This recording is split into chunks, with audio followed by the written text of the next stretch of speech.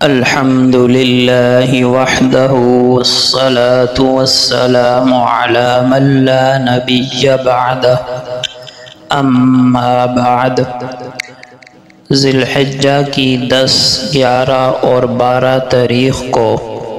فرائض کے علاوہ سب سے افضل ترین عمل، سب سے فضیلت اور اجر و ثواب والا عمل جس کا مقابلہ کوئی دوسرا عمل ان 3 دنوں میں نہیں کر سکتا، وہ ہے اللہ کے راستے میں قربانی کرنا، جانور اللہ کے حکم پر آقا علیہ السلام کے سنت طریقے پر قربان کرنا۔ اور یہ ایسا بڑھیا عمل ہے کہ آپ پورا سال دیگر جتنی عبادات ہیں وہ نوافل ادا کر سکتے ہیں، لیکن قربانی اگر آپ کو نفل بھی کرنی ہے تو صرف انہی 3 دنوں کے اندر ہی کر سکتے ہیں، بقیہ پورا سال نفل قربانی بھی نہیں کی جا سکتی۔ لہٰذا جن پر واجب ہے وہ تو کریں گے ہی، جن پر واجب نہیں، اگر اللہ پاک نے مالی وسعت دی ہے تو اپنی چند خواہشات کا گلا گھونٹ کر اس عظیم الشان عبادت کو ضرور انجام دیا جائے۔ تو شوق پیدا کرنے کے لیے آج کے درس میں قربانی کے 5 فضائل صحیح احادیث مبارکہ سے بیان ہوں گے۔ اگر ہم توجہ سے سنیں گے تو انشاءاللہ ہمارے دلوں میں بھی اس عبادت کا ذوق پیدا ہوگا۔ سنن ابن ماجہ میں حضرت زید ابن ارقم رضی اللہ عنہ سے روایت ہے، کہنے لگے کہ صحابہ کرام نے پوچھا، یا رسول اللہ یہ قربانیاں کیا ہیں، یعنی ان کی حیثیت کیا ہے؟ آپ نے فرمایا، سنت ابیکم ابراہیم، تمہارے جد امجد سیدنا ابراہیم علیہ السلام کی سنت اور طریقہ ہے۔ قالوا فما لنا فیہا یا رسول اللہ، صحابہ کرام نے پوچھا کہ ہمارے لیے اس قربانی میں کیا ہے، ہمیں کیا ملے گا؟ تو آقا علیہ السلام نے فرمایا، بِكُلِّ شَعْرَةٍ حَسَنَةٍ،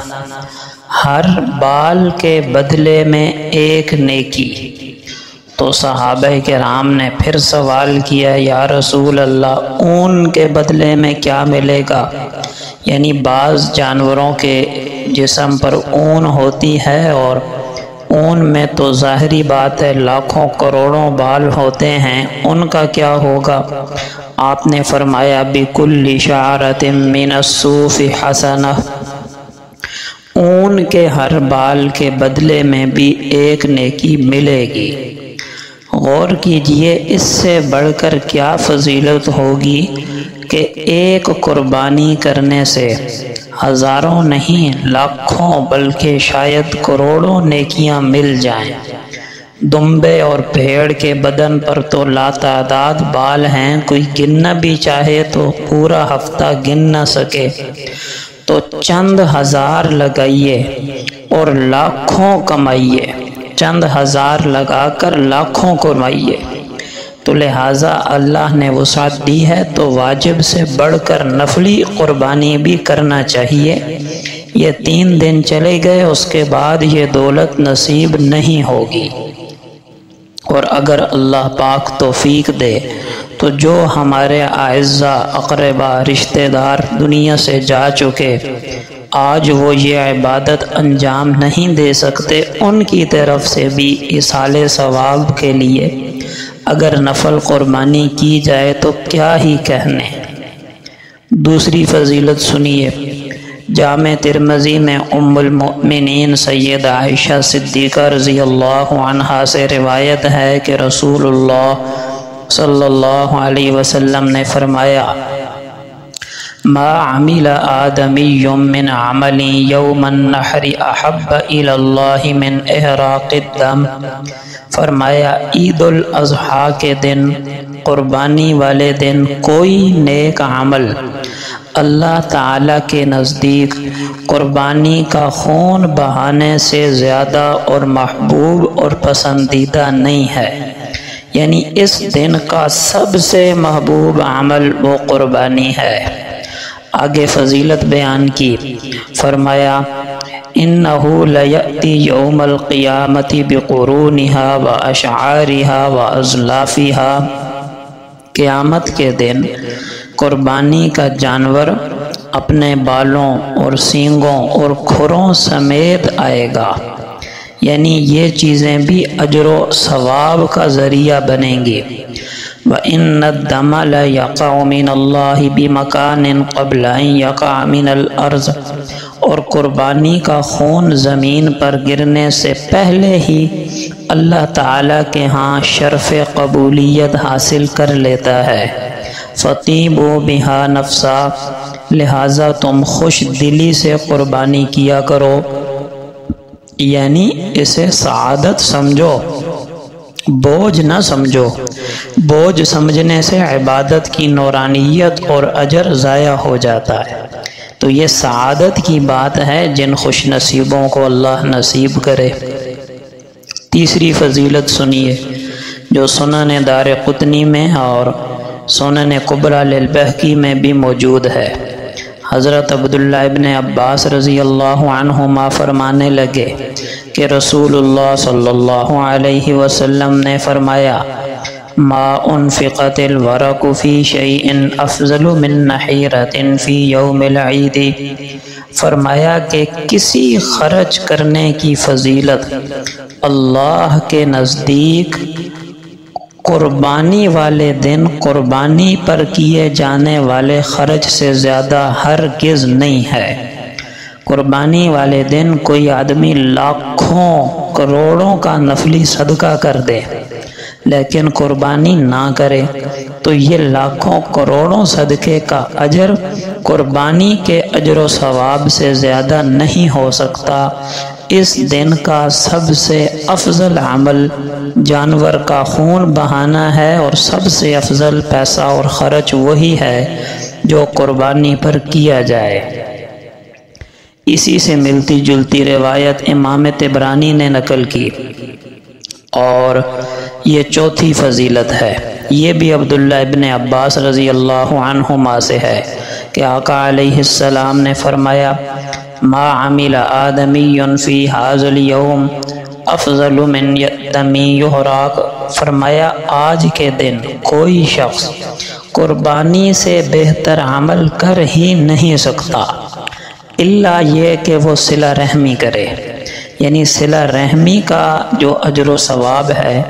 وہ تو قربانی کے برابر ہو سکتا ہے، ورنہ کوئی عمل قربانی کے برابر نہیں ہو سکتا۔ لیکن یہ یاد رکھیں کہ صلہ رحمی شاید نفلی قربانی کا بدل تو ہو جائے، واجب قربانی ہر حال میں کرنا پڑے گی۔ پانچویں اور آخری فضیلت سنیے، یہ حافظ منذری نے اپنی مشہور کتاب الترغیب والترہیب میں اس روایت کو نقل کیا۔ سیدنا علی بن ابی طالب رضی اللہ عنہما فرمانے لگے کہ رسول اللہ صلی اللہ علیہ وسلم نے فرمایا یا فاطمہ قومی فشہدی اضحیتکی، اے فاطمہ جاؤ اور اپنی قربانی پر حاضری دو، فَإِنَّ لَكِ بِأَوَّلِ قَطْرَةٍ تَقْطُرُ مِن دَمِهَا مَغْفِرَةٌ لِكُلِّ ذَنبٍ، کیونکہ جو ہی خون کا پہلا قطرہ زمین پر گرے گا تمہارے سارے گناہ معاف کر دیے جائیں گے۔ اور اِنَّهُ يُجَاءُ بِدَمِهَا وَلَحْمِهَا فَيُوزَعُ فِي مِيزَانِكَ 70 ضِعْفًا، اور وہ جانور قیامت کے دن اپنے خون اور گوشت کے ساتھ لایا جائے گا اور اسے 70 گنا وزنی کر کے تمہارے میزان عمل میں رکھ دیا جائے گا۔ یہ عظیم الشان فضیلت جب سنی تو حضرت ابو سعید رضی اللہ تعالی عنہ پکار اٹھے یا رسول اللہ ھذا لآل محمد خاصہ فإنہم اہل لما حسوا بہ من الخیر، کہ کیا یہ فضیلت صرف آل محمد کے ساتھ خاص ہے، کیونکہ وہ واقعتاً اس خیر کے زیادہ مستحق ہیں، او لآل محمد وللمسلمین عامہ، یا آل محمد اور تمام مسلمانوں کے لیے عام ہے؟ تو آپ نے فرمایا لآل محمد خاصہ وللمسلمین عامہ، فرمایا آل محمد کے لیے تو یہ فضیلت بطور خاص ہے اور تمام مسلمانوں کے لیے بھی عام ہے، یعنی ہر مسلمان کو بھی قربانی کرنے کے بعد یہی فضیلت حاصل ہوگی۔ تو یہ چند دن اللہ پاک نے زندگی میں دیے ہیں، اگر ہمت ہے، وسعت ہے تو کسی حال میں بھی قربانی کی عبادت سے دریغ نہ کیا جائے۔ ہم لاکھوں روپیہ شادیوں پر اور فضول خرچیوں پر لگا دیتے ہیں، اور کبھی اللہ نہ کرے گھر میں بیماری آ جائے تو ہزاروں روپیہ ڈاکٹروں کی فیس اور دوائیوں اور میڈیکل کے ٹیسٹوں میں لگا دیا جاتا ہے۔ تو یہ چند ہزار اگر ہم اپنی آخرت کے لیے، اللہ کی رضا کے لیے لگائیں گے، انشاءاللہ آخرت میں بھی بدلہ ملے گا اور دنیا میں بھی اللہ پاک مال میں برکت عطا فرمائیں گے۔ دعا ہے کہ اللہ پاک ہر مسلمان کو دلی خوشی کے ساتھ، اخلاص کے ساتھ یہ بڑھیا عبادت ادا کرنے کی توفیق نصیب فرمائے، آمین۔